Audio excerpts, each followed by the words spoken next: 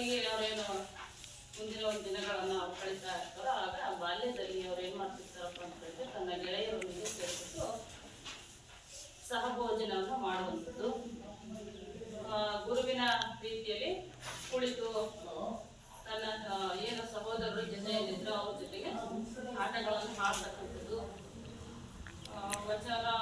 ಪ್ರವಚನ ನೀಡ್ತಕ್ಕಂಥದ್ದು, ಅಂದರೆ ಬೋಧನೆ ಮಾಡ್ತಕ್ಕಂಥದ್ದು. ಈ ರೀತಿ ಚಿಕ್ಕಂದಿನಲ್ಲಿ ಅವರು ಈ ಥರದ ಕೆಲಸಗಳನ್ನ ಮಾಡ್ತಾರೆ. ಸೊ ಇದು ಏನು ನಮಗೆ ತಿಳಿದು ಬರ್ತಪ್ಪ ಅಂತ ಹೇಳಿದ್ರೆ ಸಹ ಭೋಜನವನ್ನು ಮಾಡುವಂಥದ್ದು ನಾವೆಲ್ಲರೂ ಒಂದೇ ಅನ್ನುವಂಥದ್ದು. ಯಾವುದೇ ಜಾತಿ ಪದ್ಧತಿ ಅನ್ನೋದು ಆವಾಗಿನ ಕಾಲದಲ್ಲಿ ಬಹಳ ಕಟ್ಟುನಿಟ್ಟಾಗಿ ಜನರು ಅನುಸರಿಸ್ತಾ ಇದ್ರು. ಮೌಢ್ಯ ಆಚರಣೆಗಳನ್ನು ಆಚರಣೆ ಮಾಡ್ತಾ ಇದ್ರು, ಪ್ರಾಣಿ ಬಲಿಯನ್ನು ಕೊಡ್ತಾ ಇದ್ರು.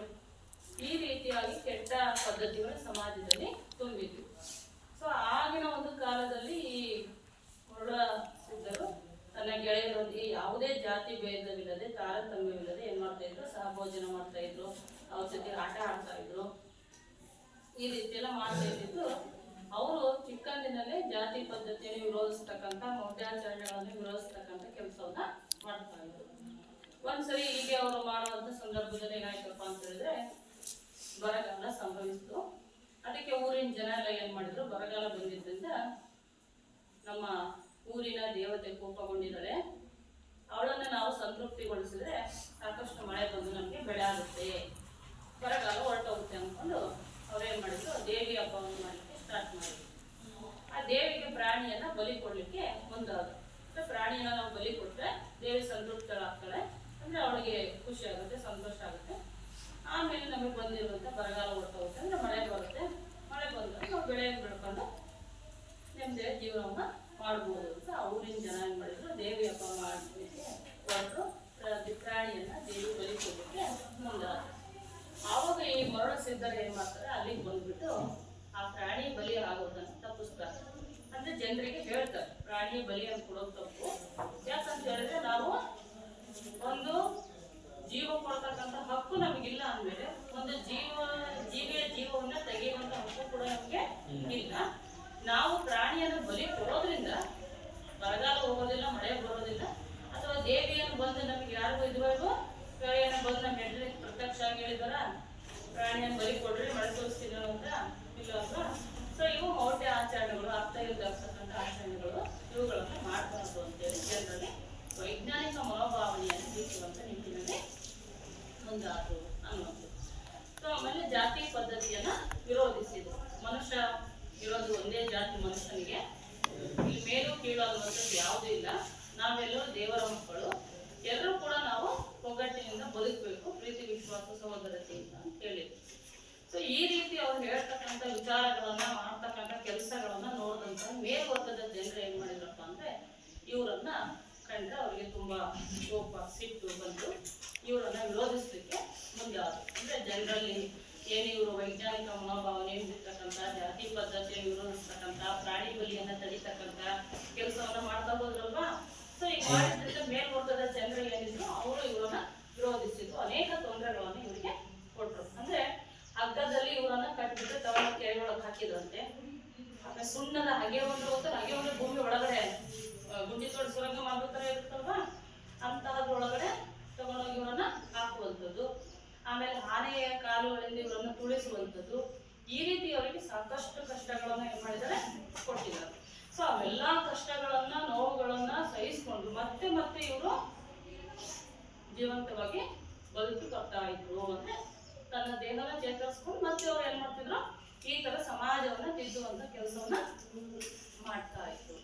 ಈ ರೀತಿ ವಿಶ್ವಬಂಧು ಮರಳು ಸಿದ್ಧರು ಸಮಾಜವನ್ನ ಆಗಿನ ಕಾಲದಲ್ಲಿ, ಅಂದ್ರೆ 12ನೇ ಶತಮಾನದಲ್ಲಿ ತಿದ್ದುವಂತಹ ಕೆಲಸವನ್ನ ಮಾಡಿದ್ದಾರೆ.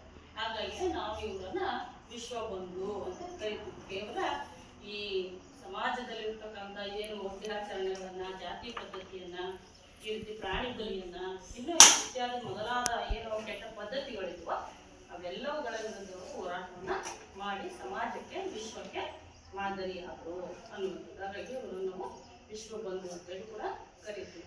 ಇವ್ರು ಮಾಡಿರುವಂತಹ ಪವಾಡಗಳು ಸಾಕಷ್ಟು ಇರೋದು. ನಾನು ಹೇಳಿದ್ದಲ್ಲ, ಅವರನ್ನ ಹಗ್ಗದಲ್ಲಿ ಕಟ್ಬಿಟ್ಟು ಕೆರೆ ಒಳಗೆ ಹಾಕಿದ್ರು ಕೂಡ ಮತ್ತೆ ಅವರು ಜೀವಂತವಾಗಿ ಬಂದಿದ್ದಾರೆ. ಆಮೇಲೆ ಸುಣ್ಣದ ಹಗೆಯವರೊಳಗೂ ಕೂಡ ಇವಳನ್ನ ತಗೊಂಡು ಹೋಗಿ ಹಾಕಿರುವಂಥದ್ದು. ಅವಾಗ್ಲೂ ಕೂಡ ಅವರು ಜೀವಂತವಾಗಿ ಬದುಕಿ ಬಂದಿರುವಂಥದ್ದು. ಆಮೇಲೆ ನಾನೇ ಕಾಲುಗಳಿಂದಲೂ ಕೂಡ ಇವರನ್ನು ಏನ್ ಮಾಡಿದ್ದಾರೆ, ತುಳಿಸಿದ್ದಾರೆ. ಹಾಗೂ ಕೂಡ ಅವರು ಮತ್ತೆ ಹುಟ್ಟು ಬಂದಿದ್ದಾರೆ, ಅಂದ್ರೆ ಏನು ಹಾಕ್ತೇನೆ ಅವರಿಗೆ ಬದುಕಿದ್ದಾರೆ ಅನ್ನುವಂಥದ್ದು. ಸೊ ಹಿಂಗೆ ಇವ್ರು ಏನ್ ಮಾಡಿದ್ದಾರೆ, ಜೀವನದಲ್ಲಿ ಅನೇಕ ಪವಾಡಗಳನ್ನ ಕೂಡ ಮಾಡಿದ್ದಾರೆ. ಸೊ ಇವ್ರ ಬಗ್ಗೆ ನಿಮ್ಗೆಲ್ಲರೂ ಕೂಡ ಗೊತ್ತಾಗಬೇಕು ವಿದ್ಯಾರ್ಥಿಗಳಿಗೆ ಅಂತೇಳಿ ನಮ್ಮ ತಿರುಗೇರ ಸಂಸ್ಥೆಯವರು ಕೂಡ ವಿಶ್ವಬಂಧು ಮರಳಸಿದ್ದ ಕಥಾ ಮಾಲಿಕೆ ಅಂತ ಒಂದು ಪುಸ್ತಕವನ್ನು ಕೂಡ ನಿಮ್ಗೆ ಕೊಟ್ಟಿದ್ರು ಸ್ಟಾರ್ಟಿಂಗ್ ಅಲ್ಲಿ ಅಲ್ವಾ. 30 ರೂಪಾಯಿಗೆ ತಗೊಂಡು ಕೊಡ್ತಾರಲ್ಲ ಒಂದು ಬುಕ್ಕನ್ನು, ಅದರಲ್ಲಿದೆ, ಓದಿ ತಿಳ್ಕೊಳ್ಳಿ ಚೆನ್ನಾಗಿ ನಾವು ಏನು ಕೆಲಸ ಮಾಡಿದ್ದಾರೆ ಅಂತೇಳಿ ಆ ಚಿತ್ರ ಸಮೇತವಾಗಿ ಏನ್ ಮಾಡಿದ್ದಾರೆ ಮಾಹಿತಿಯನ್ನ ಆ ಪುಸ್ತಕದಲ್ಲಿ ಕೊಟ್ಟಿದ್ದಾರೆ ಅಲ್ವಾ. ಸೊ ಈ ರೀತಿ ಮರಳಸಿದ್ದರು ಆಗಿನ ಕಾಲದಲ್ಲಿ ಸಮಾಜವನ್ನು ತಿದ್ದುವಂತ ಕೆಲಸವನ್ನ ಮಾಡಿದ್ದಾರೆ. ಸೊ ಇದರಿಂದ ನಮಗೆ ಏನ್ ತಿಳಿದು ಬರುತ್ತೆ ಅಂತ ಹೇಳಿದ್ರೆ, ಜಾತಿ ಪದ್ಧತಿಯನ್ನ ಅನುಸರಿಸೋದು ತಪ್ಪು ಅಂತ ಅಲ್ವಾ.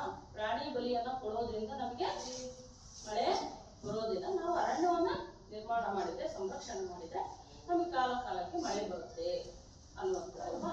ಸೊ ಒಟ್ಟಾರೆಯಾಗಿ ಈ ರೀತಿ ಸಮಾಜದಲ್ಲಿರುವಂತ ಕೆಟ್ಟ ಪದ್ಧತಿಗಳನ್ನ ತಿದ್ದುವಂತ ಕೆಲಸವನ್ನ ಮಾಡಿದ್ದಾರೆ ಅನ್ನೋದು. ಸೊ ಆ ರೀತಿ ನಮಗೆ ಈ ಒಂದು 19ನೇ ಶತಮಾನದಲ್ಲೂ ಕೂಡ ಸಮಾಜವನ್ನ ಸಾಮಾಜಿಕವಾಗಿ ಧಾರ್ಮಿಕವಾಗಿ ತಿದ್ದುವಂತಹ ಕೆಲಸವನ್ನ ಅನೇಕ ಸಮಾಜ ಸುಧಾರಕರು ಮಾಡಿದ್ದಾರೆ.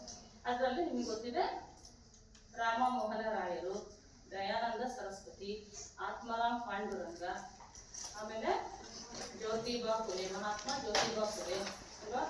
ಸೊ ಸ್ವಾಮಿ ವಿವೇಕಾನಂದರು, ಈ ರೀತಿ ಸಾಕಷ್ಟು ಸಮಾಜ ಸುಧಾರಕರು ಸಮಾಜವನ್ನ ತಿದ್ದುವಂತ ಕೆಲಸವನ್ನ ಮಾಡಿದ್ದಾರೆ. ಅದರಲ್ಲಿ ನಾವು ಸಾಮಾಜಿಕ ಮತ್ತು ಧಾರ್ಮಿಕ ಸುಧಾರಣಾ ಚಳುವಳಿ ಅಂತೇಳಿ ಕರಿತೀವಿ. ಇದು 19ನೇ ಶತಮಾನದಲ್ಲಿ ನಡೆದಿರೋದು. ಸೊ ಈ ಪಾಠದಲ್ಲಿ ನಾವು ಕಲಿಯುವಂತ ಫಲಿತಾಂಶಗಳು ಯಾವ್ಯಾವು ಅಂತ ಹೇಳಿದ್ರೆ, ಮೊದಲನೇದಾಗಿ ಬ್ರಹ್ಮ ಸಮಾಜದ ಸ್ಥಾಪನೆ ಮತ್ತು ಸುಧಾರಣೆಗಳು ಅಥವಾ ಆ ಸಮಾಜಕ್ಕೆ ನೀಡಿರುವಂತಹ ಕೊಡುಗೆಗಳು, ಇದು ಮೊದಲನೇ ಫಲಿತಾಂಶ ಅಥವಾ ಫಲಿತಾಂಶ.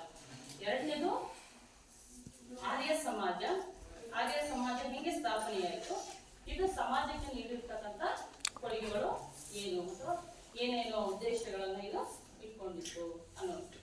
ಹಾಗೆ ಪ್ರಾರ್ಥನಾ ಸಮಾಜದ ಸ್ಥಾಪನೆ, ಅದರ ಉದ್ದೇಶಗಳು ಅನ್ನುವಂಥದ್ದು. ಇನ್ನು ಸತ್ಯಶೋಧಕ ಸಮಾಜದ ಸ್ಥಾಪನೆ ಮತ್ತು ಅದರ ಸುಧಾರಣೆಗಳು ಅಥವಾ ಕೊಡುಗೆಗಳು ಅಥವಾ ಉದ್ದೇಶಗಳು ಅಂತೇಳಿ ನೋಡ್ತೀವಿ. ಆಮೇಲೆ ರಾಮಕೃಷ್ಣ ಮಿಷನ್, ಇದು ಹೇಗೆ ಸ್ಥಾಪನೆ ಆಯಿತು, ಇದನ್ನ ಯಾಕೆ ಸ್ಥಾಪನೆ ಮಾಡಿದ್ರು, ಯಾರು ಸ್ಥಾಪನೆ ಮಾಡಿದ್ರು, ಇದೇನು ಉದ್ದೇಶವನ್ನು ಇಟ್ಕೊಂಡು ಸ್ಥಾಪನೆ ಆಗಿದೆ ಅನ್ನುವಂಥದ್ದು ನಾವು ಈ ಒಂದು ಪಾಠದಲ್ಲಿ ನೋಡ್ತೀವಿ ಅನ್ನುವಂಥದ್ದು. ಇನ್ನು ಅದನ್ನು ಬಿಟ್ರೆ ಪ್ರಾರ್ಥನಾ ಸಮಾಜ ಅಲ್ವಾ, ಇದು ಯಾವಾಗ ಸ್ಥಾಪನೆ ಆಯಿತು, ಯಾರು ಸ್ಥಾಪನೆ ಮಾಡಿದ್ರು, ಸೊ ಇದು ಉದ್ದೇಶಗಳೇನು ಅಂತೇಳಿ ನೋಡ್ತೀವಿ. ಹೀಗೆ ಈ ಪಾಠದಲ್ಲಿ ನಾವು ಬ್ರಹ್ಮ ಸಮಾಜ, ಆರ್ಯ ಸಮಾಜ, ಸತ್ಯಶೋಧಕ ಸಮಾಜ, ಪ್ರಾರ್ಥನಾ ಸಮಾಜ, ರಾಮಕೃಷ್ಣ ಮಿಷನ್ನ ಸ್ಥಾಪನೆ, ಅಲಿಗಢ ಚಳವಳಿ, ಯುವ ಬಂಗಾಳಿ ಚಳವಳಿ, ಪೆರಿಯರ್ ಮತ್ತು ನಾರಾಯಣ ಗುರು ಪರಿಪಾಲನಾ ಯೋಗಂ ಎನ್ನುವಂತಹ ಒಂದು ವೇದಿಕೆಯನ್ನ ಅಥವಾ ಸಂಸ್ಥೆಯನ್ನು ಹುಟ್ಟು ಹಾಕಿದಂತಹ ನಾರಾಯಣ ಗುರು, ಇವಿಷ್ಟು ಅಂಶಗಳನ್ನ ನಾವು ಈ ಪಾಠದಲ್ಲಿ ತಿಳ್ಕೊಳ್ತೀವಿ ಅಲ್ವಾ. ಸೊ ಇದ್ರಲ್ಲಿ ನಾವು ಇವಾಗ ಮೊದಲನೇ ಹೋಗೋಣ, ಬ್ರಹ್ಮ ಸಮಾಜ.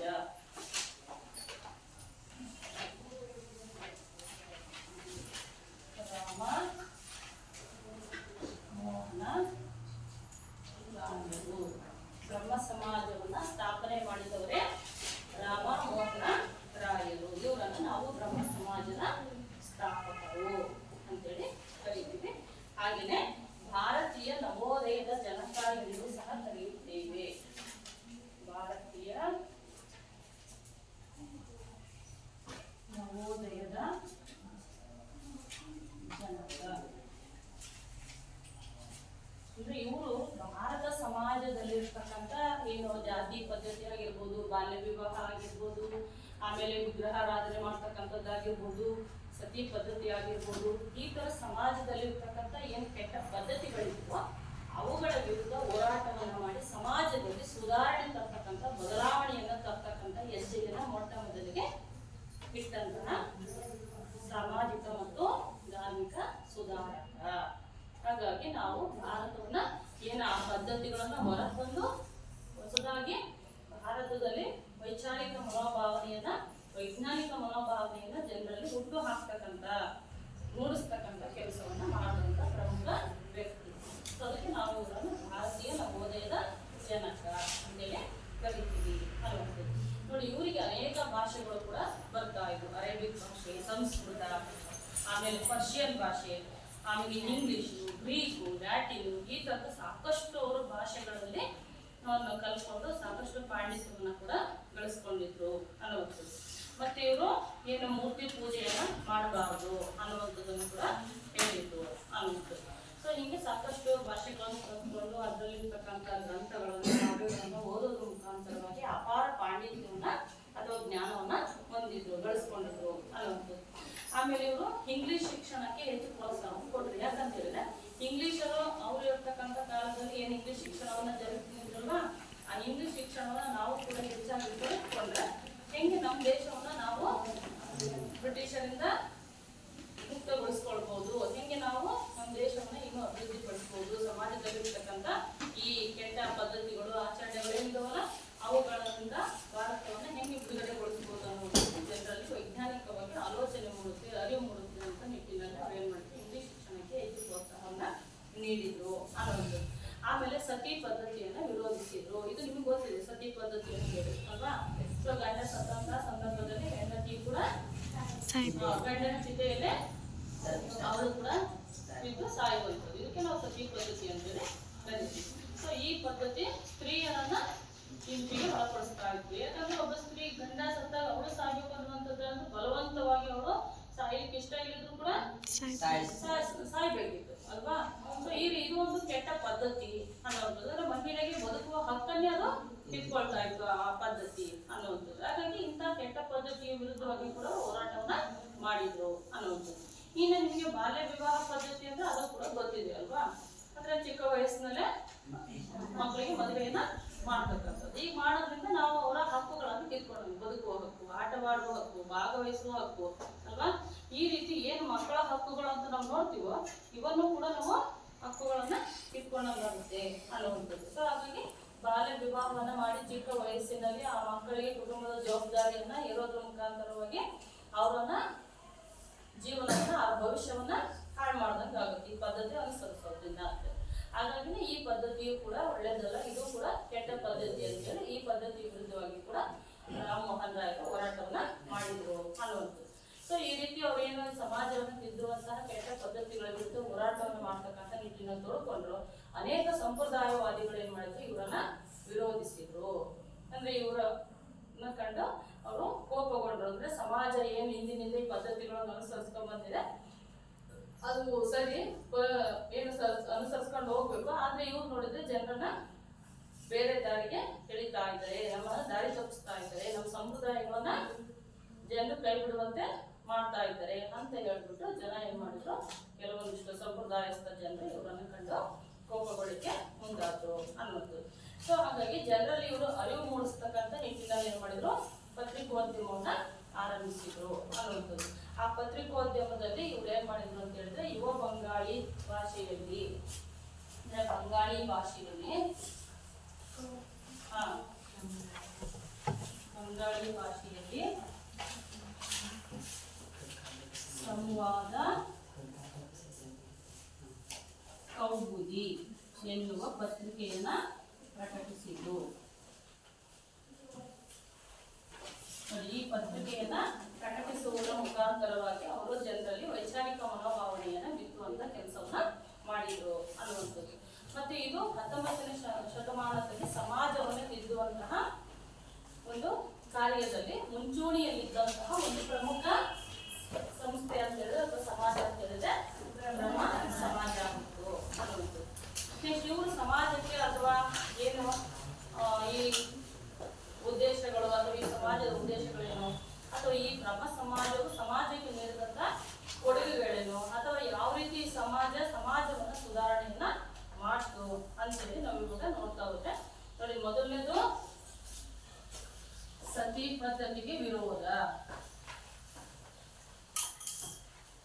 ಅಂದ್ರೆ ಸತಿ ಪದ್ಧತಿಯನ್ನ ವಿರೋಧಿಸಿತು.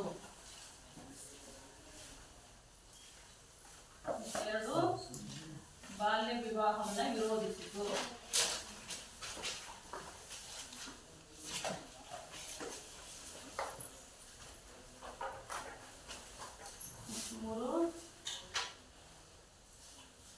ವಿಧವಾ ವಿವಾಹಕ್ಕೆ ಉತ್ಸಾಹ. ವಿಧವಾ ವಿವಾಹ ಅಂದ್ರೆ ನಿಮಗೆ ಗೊತ್ತಾಗುತ್ತಲ್ವಾ, ಗಂಡ ಸತ್ತಂತ ಮೇಲೆ ಮತ್ತೆ ವಿವಾಹನ ಮಾಡ್ಕೋಬಹುದು ಅನ್ನೋದು. ಯಾಕಂದ್ರೆ ನಿಮ್ಗೆ ಗೊತ್ತಿಲ್ಲ, ಆಗಿನ ಕಾಲದಲ್ಲಿ ಹೆಚ್ಚಾಗಿ ಬಾಲ್ಯ ವಿವಾಹನೇ ಇತ್ತು ಅಲ್ವಾ. ಚಿಕ್ಕ ವಯಸ್ಸಿನಲ್ಲೇ ಮಕ್ಕಳನ್ನ ಏನ್ ಮಾಡ್ತಿದ್ರು, ಮದುವೆ ಮಾಡ್ಬಿಡೋರು. ಸೊ ಅವ್ರಿಗೆ 12-13 ವರ್ಷಕ್ಕೆ ಹೋಗಿ ಗಂಡ ಏನಾದ್ರು ಕಾಯಿಲೆ ಬಂದು ಇನ್ನೇನೋ ಮತ್ತೇನೋ ಆಗಿ ಸತ್ತೋದ ಅಂದ್ರೆ ನೋಡಿ, ಅವಳು 13 ವರ್ಷಕ್ಕೆ ಗಂಡನ ಕಳ್ಕೊಂಡ್ಲು ಅಂದ್ರೆ ಮತ್ತೆ ಜೀವನ ಪರ್ಯಂತ 100 ವರ್ಷ ಬದುಕಿದ್ರು 100 ವರ್ಷ ತನಕ ವಿಧವೆಯಾಗಿ ಇರಬೇಕಿತ್ತು, ಹೌದಲ್ಲ. ಸೊ ಗಂಡನ ಮನೆಯವರು ಏನ್ ಮಾಡ್ತಿದ್ರು, ಕೆಲಸ ಕಾರ್ಯಗಳಲ್ಲಿ ತೊಡಗಿಸ್ಕೊಂಡಿರ್ತಿದ್ರು, ಎಲ್ಲೋ ಹೊರ ಕಳಿಸ್ತಿರ್ಲಿಲ್ಲ. ಯಾಕಂದ್ರೆ ಆ ಗಂಡ ಸತ್ತ ಮಹಿಳೆಯನ್ನ ಯಾರು ನೋಡುವಾಗಿಲ್ಲ, ನೋಡಿದ್ರೆ ಅದು ಅಶುಭ ಅನ್ನುವಂಥ ಪದ್ಧತಿ ಆಗಿನ ಕಾಲದಲ್ಲಿ ತುಂಬಾ ಕೆಟ್ಟ ಪದ್ಧತಿ. ಸೊ ಅದಕ್ಕೆ ಈ ಸಮಾಜ ಸುಧಾರಕರು ಏನ್ ಮಾಡಿದ್ರು, ಆ ಮಹಿಳೆಗೆ ಮತ್ತೆ ಜೀವನವನ್ನ ಪಡ್ಕೊಳ್ಳೋ ಹಕ್ಕಿದೆ, ಅವಳು ಮತ್ತೆ ಮದುವೆ ಆಗ್ಬಹುದು ಅಂತೇಳಿ ಈ ವಿಧವಾ ವಿವಾಹಕ್ಕೆ ಅವರು ಹೆಚ್ಚು ಪ್ರೋತ್ಸಾಹವನ್ನ ನೀಡಿತು. ಹಾಗೆ ರಾಮಮೋಹನ್ ರಾಯರು ಕೂಡ ವಿಧವಾ ವಿವಾಹಕ್ಕೆ ಪ್ರೋತ್ಸಾಹವನ್ನ ಕೊಟ್ಟಿದ್ದಾರೆ ಅನ್ನೋದು. ನೆಕ್ಸ್ಟ್ ಮತ್ತೆ ವಿಗ್ರಹಾರಾಧನೆಯನ್ನ ವಿರೋಧಿಸಿದರು. ವಿಗ್ರಹಾರಾಧನೆಗೆ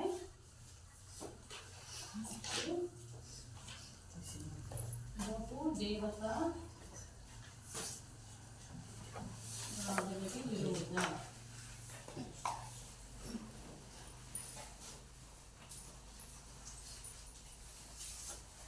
ಬಹುದೇವತಾ ಆರಾಧನೆ ಅಂತ ಹೇಳಿದ್ರೆ ನಿಮ್ಗೆ ಗೊತ್ತಾಗುತ್ತಲ್ವಾ, ಜಾಸ್ತಿ ದೇವರುಗಳನ್ನು ಏನ್ ಮಾಡೋದು, ಪ್ರತಿಷ್ಠಾಪನೆ ಮಾಡ್ಕೊಂಡು ಪೂಜೆನ ಮಾಡ್ಬೇಕಂತ, ಪೂಜೆ ಪುನಸ್ಕಾರಗಳನ್ನು ಮಾಡುವುದು.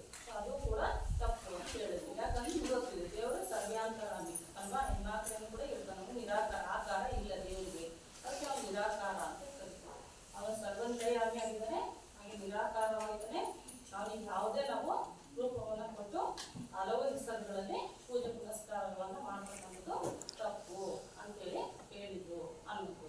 ಹಾಗೇನೆ ಅವರು ಏಕ ದೇವತಾ ಆರಾಧನೆಗೆ ಪ್ರೋತ್ಸಾಹವನ್ನು ನೀಡಿದ್ರು. ಏಕ ದೇವತಾರಾಧನೆ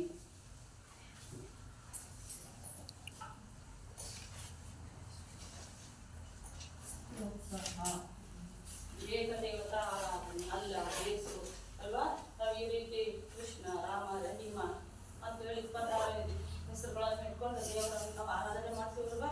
ಸೊ ಇದು ಮಾಡಬಾರ್ದು. ಎಲ್ಲಾ ಮಾನವ ಕುಲಕ್ಕೂ ದೇವರು ಒಬ್ಬನೇ ಅಂತೇಳಿ ಅವರು ಹೇಳೋದ್ರ ಮುಖಾಂತರವಾಗಿ ಏಕದೇವತೆಯನ್ನ ಆರಾಧಿಸ್ಬೇಕು, ದೇವರನ್ನ ಆರಾಧಿಸ್ಬೇಕು ಅಂತ ಹೇಳ್ಬಿಟ್ಟು ಅವರು ಅದಕ್ಕೆ ಹೆಚ್ಚು ಪ್ರೋತ್ಸಾಹವನ್ನ ನೀಡಿದ್ರು ಅನ್ನೋದು. ನೆಕ್ಸ್ಟ್ ಯಜ್ಞ ಯಾಗಾದಿಗಳನ್ನ ಖಂಡಿಸಿದರು.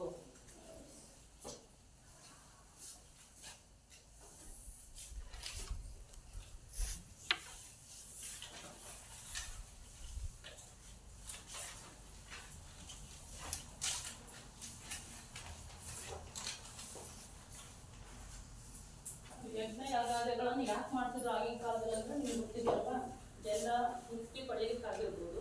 ಆಮೇಲೆ ಈ ಸಮಾಜದಲ್ಲಿ ಏನು ಇರುವಂತ ಜನರು ಆಗಿನ ಕಾಲದಲ್ಲಿ ತುಂಬಾ ಕಷ್ಟ ಕಾರ್ಪಣ್ಯದ ಜೀವನವನ್ನು ನಡೆಸ್ತಾ ಇದ್ರು. ಅಂದ್ರೆ ಈ ಮೇಲ್ವರ್ಗದ ಜನರು ಏನ್ ಮಾಡ್ತಾ ಇದ್ರು, ಸಿಗುವಂತ ಅವಕಾಶಗಳನ್ನೆಲ್ಲ ತಾವೇ ಬಳಸ್ಕೊಂಡು ಕೆಳವರ್ಗದವರನ್ನ ತುಂಬಾ ಕಡು ಬಡತನದ ಜೀವನ ನಡೆಸುವಂತ ಪರಿಸ್ಥಿತಿಗೆ ಯಾವುದೇ ಹಕ್ಕುಗಳನ್ನ, ಸ್ವಾತಂತ್ರ್ಯವನ್ನು ನೀಡದೆ ಆ ಒಂದು ದುಸ್ಥಿತಿಗೆ ಅವರನ್ನು ತಳ್ಳಿದ್ರು. ಸೊ ಹಾಗಾಗಿ ಅವರಿಗೆ ಸಮಾಜದಲ್ಲಿ ಜೀವನ ಮಾಡೋದೇ ತುಂಬಾ ಕಷ್ಟವಾಗಿತ್ತು. ಯಾಕಪ್ಪ ಹುಟ್ಟಿದ್ವಿ ಅಂತ ನಮ್ಮ ಜೀವನ ಅನ್ನುವಷ್ಟು ಪರಿಸ್ಥಿತಿ ಅವ್ರಿಗೆ ಎದುರಾಗಿತ್ತು. ಸೊ ಅದಕ್ಕೆ ಅವ್ರು ಏನ್ ಮಾಡ್ತಾ ಇದ್ರು ಅಂತ ಹೇಳಿದ್ರೆ, ಈ ಉತ್ತಮ ಜಾತಿಯವರು ಹೇಳ್ತಕ್ಕಂಥ ನಿಟ್ಟಿನಲ್ಲಿ ಆ ಕಷ್ಟ ಕಾರ್ಪಣ್ಯಗಳಿಂದ ಹೊರ ಬರ್ಲಿಕ್ಕೆ ಯಜ್ಞ ಯಾಗಾದಿಗಳನ್ನ ನಡೆಸಿದ್ರೆ ದೇವರು ನಿಮ್ ಕಷ್ಟಗಳನ್ನು ಪರಿಹರಿಸ್ತಾನೆ ಅಂತ ಹೇಳಿ ಹೇಳ್ತಾ ಇದ್ರು. ಅದಕ್ಕೆ ಅವ್ರು ಏನ್ ಮಾಡ್ತಿದ್ರು, ಒಂದ್ ಕಡೆ ಮುಕ್ತಿ ಪಡೆಯಲಿಕ್ಕಾಗಿರ್ಬೋದು, ಮತ್ತೊಂದು ಕಡೆ ತಮ್ಮ ಜೀವನದಲ್ಲಿ ಬರ್ತಕ್ಕಂಥ ಕಷ್ಟ ಕಾರ್ಪಣ್ಯಗಳಿಂದ ಹೊರ ಬರ್ಲಿಕ್ಕಾಗಿರ್ಬೋದು, ಈ ರೀತಿ ಅವ್ರೇನ್ ಮಾಡ್ತಿದ್ರು, ಯಜ್ಞ ಯಾಗಾದಿಗಳನ್ನ ಮಾಡಿ ಪ್ರಾಣಿಗಳನ್ನ ಬಲಿ ಕೊಡ್ತಾ ಇದ್ರು. ಸೊ ಅವುಗಳನ್ನ ಮಾಡ್ಬೇಕು ಅಂತ ಹೇಳಿದ್ರೆ ಸಾಕಷ್ಟು ಹಣವನ್ನು ಏನ್ ಮಾಡಬೇಕಿತ್ತು, ಖರ್ಚು ಮಾಡ್ಬೇಕಿತ್ತು ಅಲ್ವಾ. ಅಂದ್ರೆ ಪ್ರಾಣಿ ಬಲಿ ಕೊಡೋದು ಮತ್ತೆ ಯಜ್ಞ ಯಾಗಾದಿಗಳನ್ನ ಮಾಡ್ಬೇಕಂದ್ರೆ ಅದಕ್ಕೆ ಏನ್ ಮಾಡ್ಬೇಕು, ಸಾಕಷ್ಟು ವಿಧದ ವಸ್ತುಗಳನ್ನು ಕೂಡ ಬಳಸ್ಬೇಕು ಯಜ್ಞಕ್ಕೆ, ಹೌದಲ್ಲ. ಸುಮ್ಮನೆ ಯಜ್ಞ ಮಾಡ್ತಕ್ಕಂಥದ್ದಲ್ಲ ಅಲ್ವಾ. ಹಾಗಾಗಿ ಆ ಜೀವನ ಮಾಡೋದೇ ಕಷ್ಟ ಅಂತಿರುವಾಗ ಜನರು, ದುಡ್ಡಿಲ್ಲ, ಆರ್ಥಿಕ ಪರಿಸ್ಥಿತಿ ಸರಿ ಇಲ್ಲ, ನಮ್ಗೆ ಜೀವನ ಮಾಡ್ಕೊಂಡಾಗ ಈ ತರ ಯಜ್ಞಗಳನ್ನ ಕೂಡ ಮಾಡ್ಬೇಕು ಅಂತ ಹೇಳಿದ್ರೆ ಅದಕ್ಕೆ ಏನ್ ಮಾಡ್ಬೇಕಿತ್ತು, ಅವರು ಸಾಕಷ್ಟು ಹಣವನ್ನ ಖರ್ಚು ಮಾಡ್ಬೇಕಿತ್ತು. ಅದಕ್ಕೆ ಅವ್ರು ಏನ್ ಮಾಡ್ತಿದ್ರು, ಸಾಲ ಸೌಲಭ್ಯಗಳನ್ನ ಪಡ್ಕೊಳ್ತಿದ್ರು, ಸಾಲಗಾರರಾಗಿ ಜೀವನ ಪರ್ಯಂತ ಬದುಕುವಂತ ಪರಿಸ್ಥಿತಿ ಅವ್ರಿಗೆ ಬರ್ತಿತ್ತು. ಸೊ ಹಂಗಾಗಿ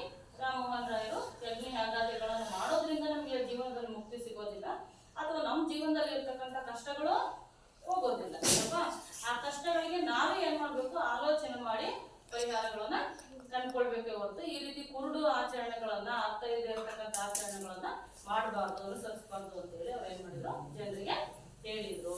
ಆ ಕೆಟ್ಟ ಆಚರಣೆಗಳನ್ನ ಆಚರಿಸೋದ್ರಿಂದ ಆ ಜನರನ್ನ ಹೊರ ತರುವಂತ ಪ್ರಯತ್ನವನ್ನ ಮಾಡಿದ್ರು ಅನ್ನೋದು.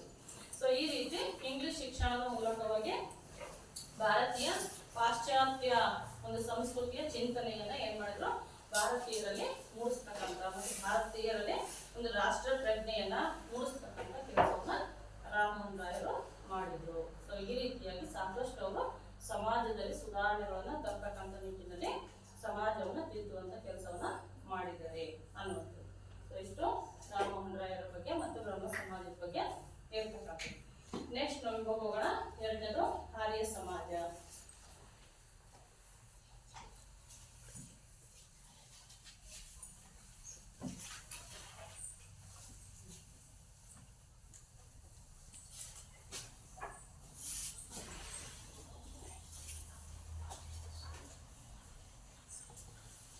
ಆರ್ಯ ಸಮಾಜದ ಸ್ಥಾಪಕರು ದಯಾನಂದ ಸರಸ್ವತಿ.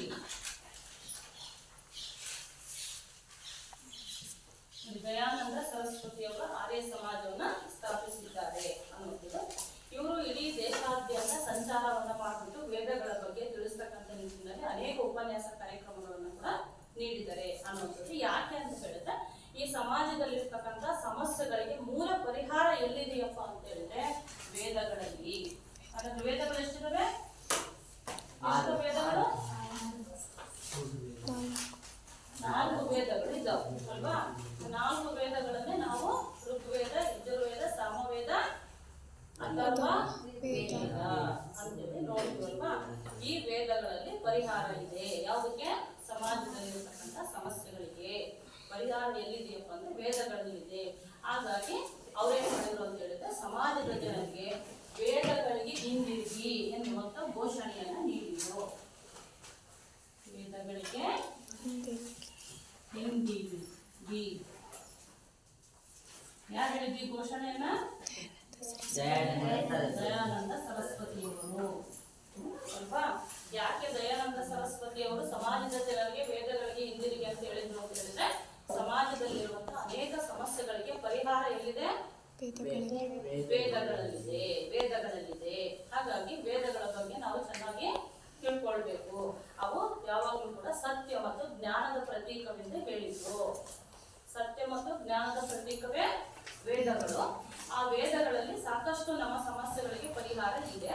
ಹಾಗಾಗಿ ಸಮಾಜದಲ್ಲಿರುವಂತಹ ಜನರು ವೇದಗಳನ್ನ ಚೆನ್ನಾಗಿ ಅಧ್ಯಯನ ಮಾಡಬೇಕು, ಅವುಗಳ ಬಗ್ಗೆ ತಿಳ್ಕೊಳ್ಬೇಕು ಅನ್ನುವಂತ ನಿಟ್ಟಿನಲ್ಲಿ ಸ್ವಾಮಿ ದಯಾನಂದ ಸರಸ್ವತಿಯವರು ಸಮಾಜದ ಜನರಿಗೆ ವೇದಗಳಿಗೆ ಹಿಂದಿರುಗಿ ಎನ್ನುವ ಘೋಷಣೆಯನ್ನ ನೀಡಿದರು. ನೋಡಿ, ಇದು ಕೂಡ ಒಂದು ವಾಕ್ಯದಲ್ಲಿ ಬರಲಿ ಕ್ವಶನ್ ಬರುತ್ತೆ. ಸ್ವಾಮಿ ದಯಾನಂದ ಸರಸ್ವತಿಯವರು ಸಮಾಜದ ಜನರಿಗೆ ವೇದಗಳಿಗೆ ಹಿಂದಿರುಗಿ ಅಂತ ಏಕೆ ಹೇಳಿದರು?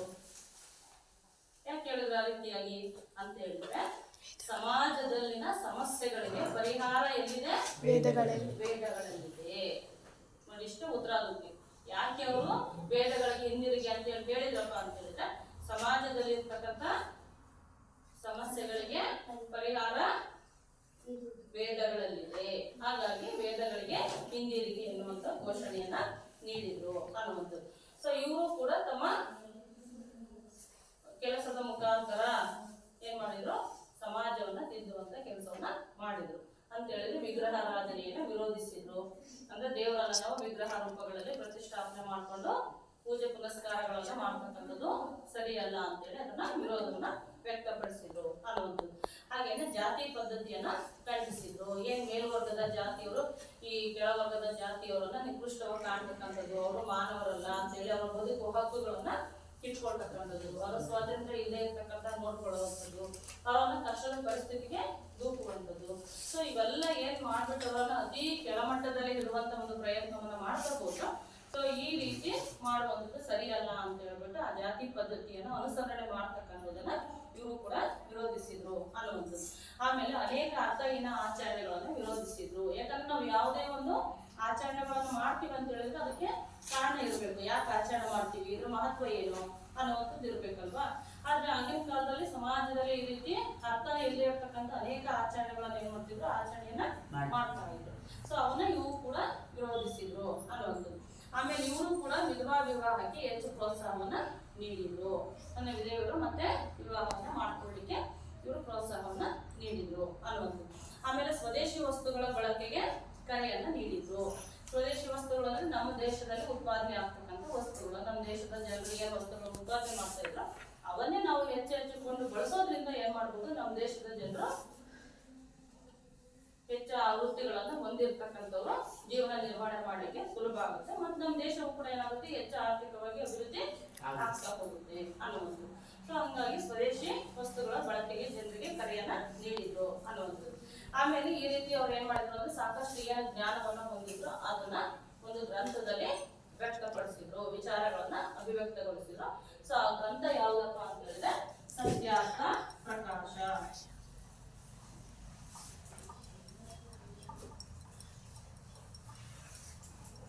ಸ್ವಾಮಿ ದಯಾನಂದ ಸರಸ್ವತಿಯವರು ತಮ್ಮ ವಿಚಾರಧಾರೆಗಳನ್ನು ಸತ್ಯಾರ್ಥ ಪ್ರಕಾಶ ಎಂಬ ಗ್ರಂಥದಲ್ಲಿ ಅಭಿವ್ಯಕ್ತಗೊಳಿಸಿದ್ದಾರೆ ಅಥವಾ ಪ್ರತಿಪಾದಿಸಿದ್ದಾರೆ ಅನ್ನುವಂಥದ್ದು. ಮತ್ತೆ ಆರ್ಯ ಸಮಾಜದ ಪ್ರಮುಖ ಚಟುವಟಿಕೆ ಯಾವುದಪ್ಪ ಅಂತ ಹೇಳಿದ್ರೆ ಶುದ್ಧಿ ಚಳುವಳಿ. ಶುದ್ಧಿ ಚಳುವಳಿ ಇದನ್ನ ನಾವು ಆರ್ಯ ಸಮಾಜದ ಪ್ರಮುಖ ಚಟುವಟಿಕೆ ಅಂತ ಹೇಳಿ ಕರಿತೀವಿ. ಆರ್ಯ ಸಮಾಜ ಮಾಡಿದಂತಹ ಒಂದು ಪ್ರಮುಖ ಕೆಲಸ ಕಾರ್ಯ ಯಾವ್ದಪ್ಪ ಅಂತ ಹೇಳಿದ್ರೆ ಶುದ್ಧಿ ಚಳುವಳಿ ಅನ್ನುವಂಥದ್ದು. ಶುದ್ಧಿ ಚಳುವಳಿ ಅಂತ ಹೇಳಿದ್ರೆ ನಿಮ್ಗೆ ಗೊತ್ತಿದೆಯಲ್ವಾ, ಅಂದ್ರೆ ಆಗಿನ ಕಾಲದಲ್ಲಿ ಇನ್ನೊಂದು ಹೇಳಿದ ಜಾತಿ ಪದ್ಧತಿ ಅನ್ನುವಂಥದ್ದು ಜಾಸ್ತಿ ಇತ್ತು, ಬಾಲ್ಯ ವಿವಾಹ ಇತ್ತು, ಸತಿ ಪದ್ಧತಿ, ಈ ತರದ ಕೆಟ್ಟ ಪದ್ಧತಿಗಳೇ ಆಗಿನ ಕಾಲದಲ್ಲಿ ಹೆಚ್ಚಾಗಿ ಇದ್ವು. ಅಂದ್ರೆ ಜನರ ಅನುಸರಣೆಯನ್ನ ಮಾಡ್ತಾ ಇದ್ರು. ಈಗ ನಾವು ಜಾತಿ ಪದ್ಧತಿ ಅಂದ್ರೆ ಇದು ಬಹಳಷ್ಟು ಕೆಟ್ಟದಾಗಿ ಆಗಿನ ಕಾಲದಲ್ಲಿ ಏನಾಗಿತ್ತು, ಜಾಸ್ತಿ ಪ್ರಮಾಣದಲ್ಲಿ ಇತ್ತು. ಸೊ ಈ ಜಾತಿ ಪದ್ಧತಿಯಿಂದ ಬೇಸತ್ತಂತ ಜನ ಏನ್ ಮಾಡಿದ್ರಪ್ಪ ಅಂತ ಹೇಳಿದ್ರೆ ಹಿಂದೂ ಧರ್ಮವೇ ಬೇಡ ನಮಗೆ ಅಂತ ಹೇಳ್ಬಿಟ್ಟು ಬೇರೆ ಧರ್ಮಗಳಿಗೆ ಮತಾಂತರಗೊಳ್ತಕ್ಕಂಥ ನಿಟ್ಟಿನಲ್ಲಿ ತೋಡ್ಕೊಂಡ್ರು. ಸೊ ಈ ರೀತಿ ಬೇರೆ ಧರ್ಮಕ್ಕೆ ಹೋದವರು ಮತ್ತೆ ಹಿಂದೂ ಧರ್ಮವೇ ನಮಗೆ ಬೇಕು, ಹಿಂದೂ ಧರ್ಮಕ್ಕೆ ನಾವು ಮತ್ತೆ ಬರ್ತೀವಿ ಅಂತ ಹೇಳಿ ಬರ್ಲಿಕ್ಕೆ ಅವರಿಗೆ ಅವಕಾಶವೇ ಇರ್ಲಿಲ್ಲ. ಸೊ ಆ ರೀತಿ ಬೇರೆ ಧರ್ಮಗಳಿಗೆ ಹೋದಂತವ್ರು ಮತ್ತೆ ಹಿಂದೂ ಧರ್ಮಕ್ಕೆ ಬಂದು ಸೇರ್ಕೊಳ್ಳುವಂತಹ ನಿಟ್ಟಿನಲ್ಲಿ ಅವರನ್ನ ಸೇರಿಸ್ಕೊಳ್ಳಿಕ್ಕೋಸ್ಕರನೇ ದಯಾನಂದ ಸರಸ್ವತಿಯವರು ಆರಂಭಿಸಿದಂತ ಒಂದು ಚಳುವಳಿಯನ್ನೇ ನಾವು ಶುದ್ಧಿ ಚಳುವಳಿ ಅಂತೇಳಿ ಕರಿತೀವಿ. ಅಂದ್ರೆ ಇವರು ಈ ಶುದ್ಧಿ ಚಳುವಳಿಯನ್ನ ಆರಂಭಿಸೋಕ್ಕಿಂತ ಮೊದಲು ಯಾರೆಲ್ಲ ಬೇರೆ ಧರ್ಮಗಳಿಗೆ ಹೋಗಿದ್ರಲ್ಲ, ಮತಾಂತರಗೊಂಡಿದ್ರಲ್ಲ, ಅವರು ಮತ್ತೆ ನಮ್ಮ ಹಿಂದೂ ಧರ್ಮಕ್ಕೆ ಬರ್ಲಿಕ್ಕೆ ಅವಕಾಶವೇ ಇರ್ಲಿಲ್ಲ. ಅವ್ರು ಅದೇ ಧರ್ಮದಲ್ಲೇ ಇರ್ಬೇಕಿತ್ತು, ಏನೇ ಕಷ್ಟ ಕಾರ್ಪಣ್ಯ ಬಂದ್ರೆ ಅಲ್ಲೇನೆ. ಮತ್ತೆ ಅವ್ರು ಖಂಡಿತ ನಾವು ಹಿಂದೂ ಧರ್ಮನ ಇಷ್ಟ ನಮಗೆ ಮತ್ತೆ ನಮ್ಮ ಧರ್ಮಕ್ಕೆ ನಾವು ವಾಪಸ್ ಬರ್ತೀವಿ ಅಂದ್ರೆ ಬರ್ಲಿಕ್ಕೆ ಅವ್ರಿಗೆ ಯಾವುದೇ ಅವಕಾಶಗಳು ಇರ್ಲಿಲ್ಲ. ಆ ತರ ಸುಮಾರು ಜನರು ಇದ್ರು ಬೇರೆ ಧರ್ಮಕ್ಕೆ ಹೋದವರು. ಸೊ ಆವಾಗ ಈ ದಯಾನಂದ ಸರಸ್ವತಿ ಅವ್ರು ಏನ್ ಮಾಡಿದ್ರು ಅಂತ ಹೇಳಿದ್ರೆ ಈ ರೀತಿ ಹೋದವರು ಮತ್ತೆ ಹಿಂದೂ ಧರ್ಮಕ್ಕೆ ಬರ್ಲೇಬೇಕು ಅಂತ ಹೇಳಿದ್ರೆ ಅವರು ಬರ್ಲಿಕ್ಕೆ ಮಾರ್ಗ ಉಂಟು ಅಂತ ಹೇಳಿ ಇವರು ಈ ಶುದ್ಧಿ ಚಳವಳಿಯನ್ನ ಆರಂಭಿಸಿ ನಮ್ಮ ಹಿಂದೂ ಧರ್ಮದ ಏನು ಸಂಪ್ರದಾಯ ವಿಧಿ ವಿಧಾನಗಳಿದೋ ಆ ಸಂಪ್ರದಾಯ ಮತ್ತು ವಿಧಿ ವಿಧಾನಗಳ ಮುಖಾಂತರವಾಗಿ ಅವರನ್ನ ಶುದ್ಧಿಗೊಳಿಸಿ ಮತ್ತೆ ಹಿಂದೂ ಧರ್ಮಕ್ಕೆ ಸೇರಿಸಿಕೊಳ್ಳುವಂತ ನಿಟ್ಟಿನಲ್ಲಿ ಈ ಶುದ್ಧಿ ಚಳವಳಿಯನ್ನ ಆರಂಭಿಸಿದ್ರು. ಈ ಶುದ್ಧಿ ಚಳವಳಿ ಏನು ಆರಂಭ ಆಯ್ತು ಆ ಚಳವಳಿಯ ನಂತರದಲ್ಲಿ ಅನೇಕ ಹಿಂದೂ ಧರ್ಮದವರು ಏನು ಬೇರೆ ಧರ್ಮಗಳಿಗೆ ಹೋಗಿದ್ರು ಅವ್ರು ಏನ್ ಮಾಡಿದ್ರು, ಸಾಕಷ್ಟು ಜನ ಮತ್ತೆ ಹಿಂದೂ ಧರ್ಮಕ್ಕೆ ವಾಪಸ್ಸು ಬಂದ್ರು ಅನ್ನುವಂಥದ್ದು. ಸೊ ಹಾಗಾಗಿ ಶುದ್ಧಿ ಚಳವಳಿ ಅನ್ನುವಂಥದ್ದು ಆರ್ಯ ಸಮಾಜ ಆರಂಭಿಸಿದಂತ ಮತ್ತೊಂದು ಪ್ರಮುಖ ಚಟುವಟಿಕೆ ಕೆಲಸ ಅಂತೇಳಿ ಹೇಳ್ಬೋದು ಅನ್ನುವಂಥದ್ದು. ಸೊ ಮತ್ತೆ ಆರ್ಯ ಸಮಾಜವು ಜನರಿಗೆ ಶಿಕ್ಷಣವನ್ನು ನೀಡುವಂತ ನಿಟ್ಟಿನಲ್ಲಿ ಅನೇಕ ಶಾಲಾ ಕಾಲೇಜುಗಳನ್ನು ಸ್ಥಾಪನೆಯನ್ನ ಮಾಡಿದೆ ಅನ್ನುವಂಥದ್ದು. ಆಮೇಲೆ ಸಾಕಷ್ಟು ಸ್ವರಾಜ್ಯದ ಬಗ್ಗೆ ಅಂದ್ರೆ ತನ್ನ ದೇಶದ ಬಗ್ಗೆ ಧರ್ಮದ ಬಗ್ಗೆ ಭಾರತೀಯರಿಗೆ ಅರಿವನ್ನು ಮೂಡಿಸ್ತಕ್ಕಂಥ ಕೆಲಸವನ್ನ ಕೂಡ ಈ ಸಮಾಜ ಸಾಕಷ್ಟು ಮಾಡಿದೆ. ಮತ್ತು ಸ್ವಾತಂತ್ರ್ಯ ಹೋರಾಟದಲ್ಲೂ ಕೂಡ ಭಾಗವಹಿಸೋದ್ರ ಮುಖಾಂತರವಾಗಿ ಸಾಕಷ್ಟು ಜನರಲ್ಲಿ ಒಂದು ವೈಚಾರಿಕ ಮನೋಭಾವನೆಗಳನ್ನು ಬಿತ್ತಕ್ಕಂಥ ಕೆಲಸವನ್ನು ಕೂಡ ಇದು ಮಾಡಿದೆ ಅನ್ನುವಂಥದ್ದು. ಸೊ ನೋಡಿ, ಜೊತೆಗೆ ಇದು ಭಾರತೀಯರಿಗೆ ಭಾರತ ಎನ್ನುವ ಘೋಷಣೆಯನ್ನ ಕೂಡ ಆಗಿನ ಕಾಲದಲ್ಲೇ ನೀಡಿದೆ ಅನ್ನೋದ್ರಿಂದ ಭಾರತೀಯರಿಗೆ ಭಾರತ ಅಂತ ಹೇಳಿದ್ರೆ ಏನು ಬ್ರಿಟಿಷರು ಭಾರತವನ್ನ ಆಳ್ವಿಕೆ ಮಾಡ್ತಾ ಇದ್ರಲ್ಲ ಆ ಬ್ರಿಟಿಷರ ವಿರುದ್ಧವಾಗಿ ಹೋರಾಟ ಮಾಡಿ ನಮ್ಮ ದೇಶವನ್ನ ನಾವು ಪಡ್ಕೊಳ್ಬೇಕು ಅನ್ನುವಂತ ಒಂದು ಮನೋಭಾವನೆ ಪ್ರತಿಯೊಬ್ಬ ಭಾರತೀಯನಲ್ಲೂ ಬರಬೇಕು. ಸೊ ಆ ನಿಟ್ಟಿನಲ್ಲಿ ಅವನೇನ್ ಮಾಡ್ಬೇಕು, ಬ್ರಿಟಿಷರ ವಿರುದ್ಧವಾಗಿ ಹೋರಾಟವನ್ನ ಮಾಡ್ಬೇಕು, ತನ್ನ ಭಾರತವನ್ನ ತಾನು ಪಡ್ಕೊಳ್ಬೇಕು ಅನ್ನುವಂತಹ ಒಂದು ನಿಟ್ಟಿನಲ್ಲಿ ಆಗಿನ ಕಾಲದಲ್ಲಿ ಈ ಒಂದು ಸಮಾಜ ಭಾರತೀಯರಿಗೆ ಭಾರತ ಎನ್ನುವಂತ ನೀಡೋದ್ರ ಮುಖಾಂತರವಾಗಿ ಜನರಲ್ಲಿ ದೇಶಾಭಿಮಾನ ಅಥವಾ ರಾಷ್ಟ್ರಾಭಿಮಾನವನ್ನ ಬೆಳೆಸುವಂತ ನಿಟ್ಟಿನಲ್ಲಿ ಇದು ಪ್ರಮುಖ ಕೆಲಸವನ್ನ ಮಾಡಿದೆ ಅನ್ನುವಂಥದ್ದು. ಸೊ ಆರ್ಯ ಸಮಾಜ ಈ ರೀತಿ ಸಮಾಜವನ್ನ ತಿದ್ದುವಂತ ಕೆಲಸದಲ್ಲಿ ಅತಿ ಪ್ರಮುಖ ಪಾತ್ರವನ್ನ ವಹಿಸಿದೆ ಅಂತ ಹೇಳಿ ಹೇಳ್ಬೋದು ಅನ್ನುವಂಥದ್ದು. ನೆಕ್ಸ್ಟ್ ಈಗ ಇದಕ್ಕೆ ಸಂಬಂಧಪಟ್ಟಂತೆ ಚಟುವಟಿಕೆ ಏನಪ್ಪಾ ಅಂತ ಹೇಳಿದ್ರೆ ಬ್ರಹ್ಮ ಸಮಾಜ ಮತ್ತು ಆರ್ಯ ಸಮಾಜ ಎರಡು ಸಮಾಜಗಳಿದಾವಲ್ಲ. ಸೊ ಈ ಒಂದು ಎರಡು ಸಮಾಜದ ಪ್ರಮುಖ ಉದ್ದೇಶಗಳನ್ನ ನೀವೇನ್ ಮಾಡ್ಬೇಕು, ಪಟ್ಟಿ ಮಾಡ್ಕೊಂಡು ತಗೊಂಡು ಬರ್ಬೇಕು, ಮಕ್ಕಳಿಗೆ ಬರ್ಕೊಂಡು, ಸರಿನಾ? ಮತ್ತೆ ಅವರ ಭಾವಚಿತ್ರಗಳನ್ನು ಕೂಡ ಸಿಕ್ಕರೆ ಹಾಕೊಂಡು ಬರೋದು, ಚಟುವಟಿಕೆಗಳನ್ನ ಬರ್ಕೊಂಡು ನಾಳೆ ಕ್ಲಾಸಿಗೆ ಮಾಡ್ಕೊಂಡ್ಬಿಡ್ತೀರಲ್ಲ.